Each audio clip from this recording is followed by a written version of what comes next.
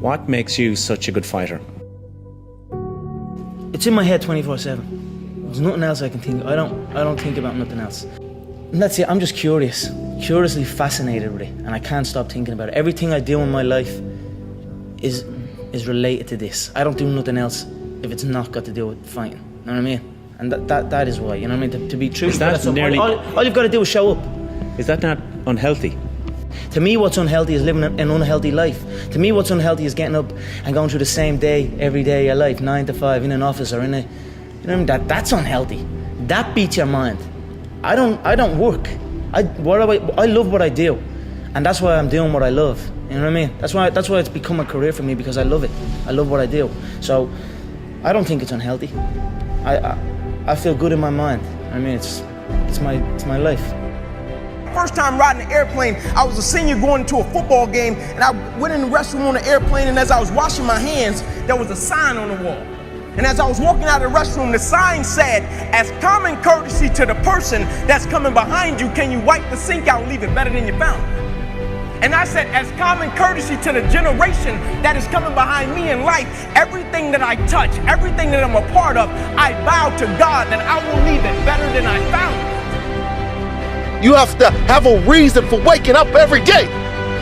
Just put one foot in front of the other. And there will be times where you will be down. But in order to get there, tomorrow may be harder than today. But it has to be a never-ending task. When you get to point A, you'll be going to point B. And you'll never reach the level that you want to reach until you breathe your last breath. And that's where people mess up. That's where people give up, when they reach a certain level in life and they're satisfied. Never be satisfied. Go beyond your dreams. Go beyond your goals. And you will inspire the world by just being you. Like, I get thousands of emails a week. How do I find my passion? And literally I reply, I don't know. I don't. I would tell you, my punchline is, what would you do if you could just do it all the time? I actually do that.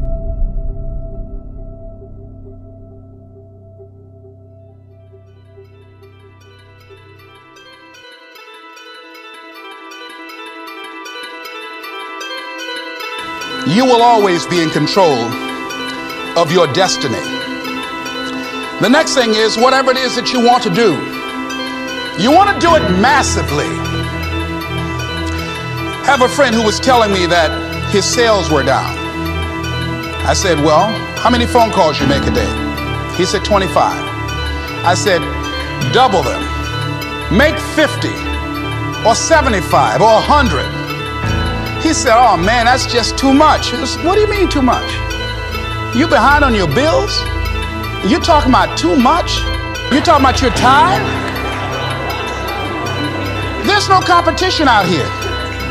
Decide that you're going to push yourself. Most people won't do that.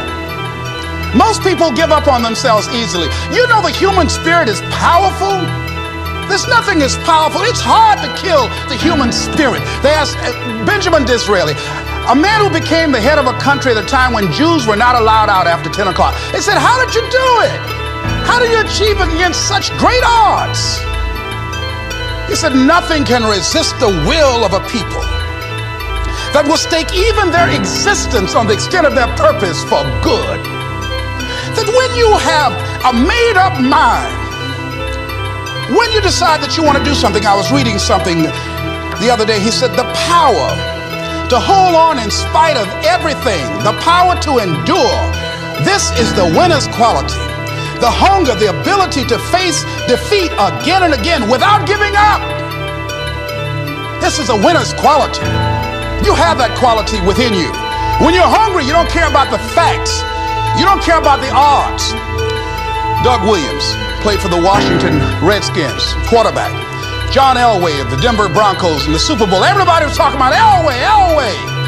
After the Super Bowl, when Doug Williams made a historic passing game, they asked him, said, how were you able, in spite of all of the negative publicity saying that you couldn't win, how did you do it? He said, I ignored my critics.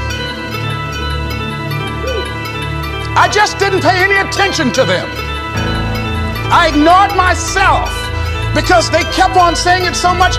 There were times I doubted whether or not I can do what I needed to do. There's a Doug Williams in everybody here. There's greatness in you.